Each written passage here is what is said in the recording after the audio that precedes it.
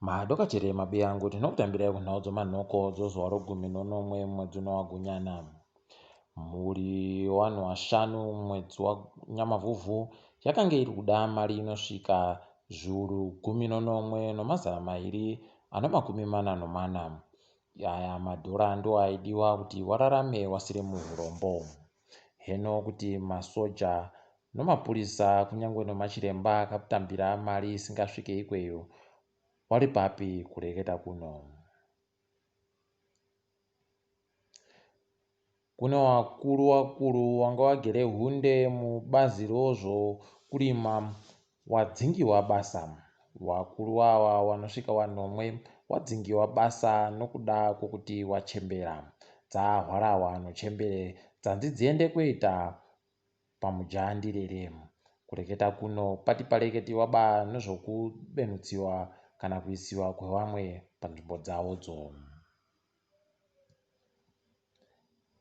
Dzimba dzokuongorora ropa munyika dzanzi dzigosimudzira kushanda kwadzo kuitira kuti wanhu wareke kugonetseka kutekaira.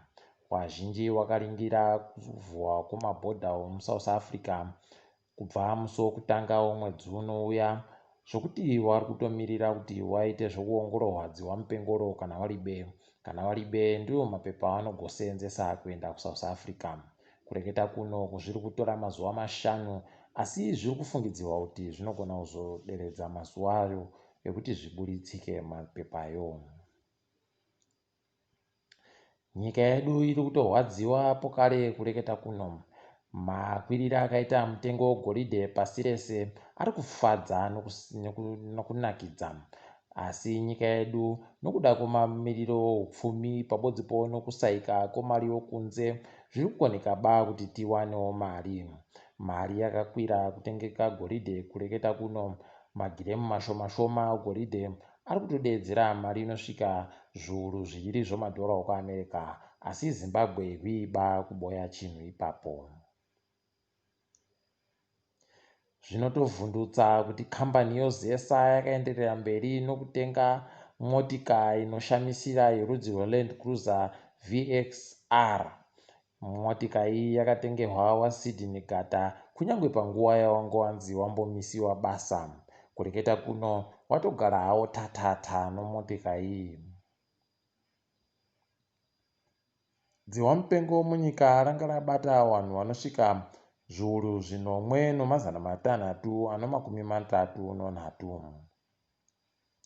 Wanhu wakapora pariri vanosvikawo zviuru 5,940 ribodzi. Uko wagwarashiwa naro. Kureketa kuno waakusvika 224 munyika medu. Izvi ndezvanyasi zvabuditsiwa. Tiringedzo pasi rese. Nzizi dzokungirandi kwai dzakapera kusvipisiwa. Wazhinji womaindasitiri anoita mabasa kwai ari kutaira mvura yawo imomo. Imwe mvura imvura inenge yaseenzesiwa mudzimba dzewanhu iri kutairwa munzidzizi. Kureketa kuno kwai nzizi dzinongosvika bedzi zvikamu 14 kubva muzana ndidzo dzakachena, dzimwe dzese dzakasviba kungira ndiko. Aimbova mutungamiri wenyika yeAmerica Barack Hussein Obama kwai anyora rimwe bhuku. Kwai bhuku raanyoraro nderezvaaiitika panguva iyo aitonga America. Bhuku racheri rakanyorwa rakatenziwa kuti The Promised Land.